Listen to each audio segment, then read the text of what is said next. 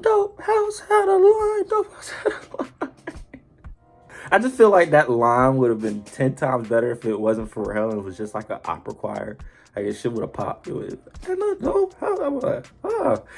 Neck and Wrist is the newest single put out today, which is odd for it to be put out today. Usually singles come out, Thursday night, but I guess Pusha T's pushing the grain, huh? But anyways, yeah, I think this is the second single. The first single was Diet Coke, and then of course he had some appearances on I Know Nigo, which honestly he came with the best track so far I've heard. Well, one of the top 5 tracks of this year, but one of the best tracks from Pusha T and his brother Clips, or I don't know if it's Pusha T and his brother is the Clips.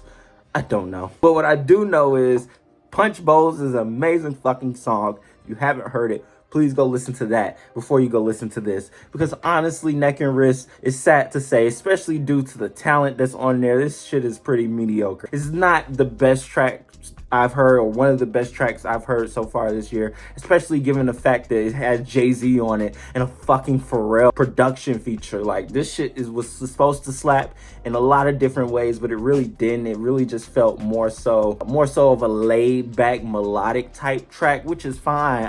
I understand it in a lot of ways, to be honest, because that's the kind of genre that hip hop and rap has really entered into. It's like nobody's really rapping like that anymore, especially on the lead single. Everybody really wants to come with some melodic type shit. So even Jay-Z starts off with some melodic type shit in his verse, which was really cool to hear in a lot of ways. But at the same time, it's kind of like, okay, what's good about this? And it's really nothing that really stands out. The chorus is okay. Pusha T's talking about how the floor plan doesn't match what the model looked like, and then he goes into Neck and Wrist, which is fine, which is cool. And Pharrell provides some help on the hook, and he also provides a bridge, which Pharrell's nice, and that's good to hear. It's just, like I said, when you put Pusha T and Jay-Z together, like you did with Drug Dealers Anonymous, amazing track. That's what I kind of wanted here.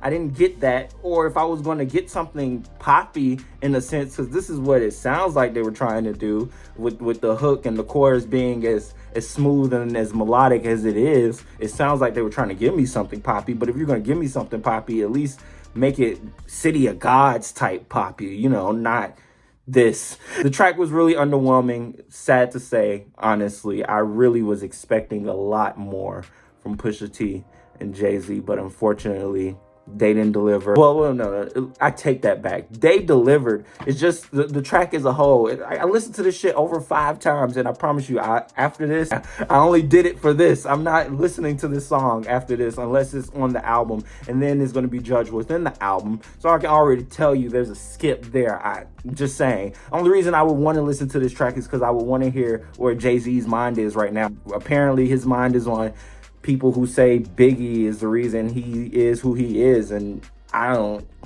who says that? Like, honestly, Hove is Hove because he's Hove. Biggie was by his side, but if anything, Diddy's more so who he is because of Biggie, not Hove. So I think the people that Hove is talking to is gotten it twisted. I don't know what conversation or room he in. Look, I'm not in the Illuminati, so I can't tell you what old white people he's talking to. This was a good verse by Jay-Z. I really did like it. It's just, it wasn't enough to save it. It wasn't enough to save the track. It wasn't enough for me to go. Like I said, this would be the only reason I want to hear this. But if I want to hear a good Pusha T song, I'm going to listen to Punch Bowls all day, every day. I'm not cutting this on. Sorry. Like I said, the track was okay. It was just mediocre. It wasn't the worst thing I heard ever, but it wasn't the best, and that's what I expect from these two. That's all I'm saying. But anyways, I will overall give Neck and Wrist 2.5 out of 5 salves. Yep, right there, hitting the damn middle.